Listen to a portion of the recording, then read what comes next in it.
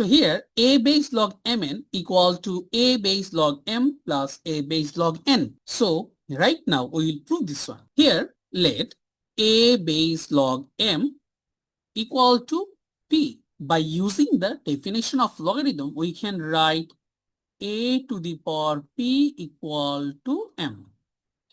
Right now, instead of a base log n, if we say let a base log n equal to q, then we can write a to the power q equal to n. Now, if we multiply m into n, then what will happen? Mn can be written as a to the power p into a to the power q. So, mn can be written as a to the power p plus q. Now, taking log base a, we can write a base log mn equal to a base log a to the power p plus q. Instead of this one, we can write p plus q. Now substitute the value of p and q, then we'll get, instead of p, we can write a base log m, and instead of q, we can write a base log n.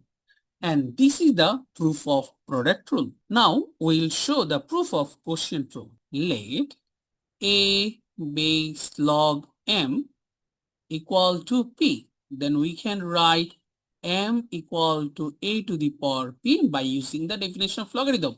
Similarly, a base log n equal to q, then we can write n will be a to the power q. Now divide. We can write m by n equal to a to the power p by a to the power q. Or instead of this one, we can write a to the power p minus q.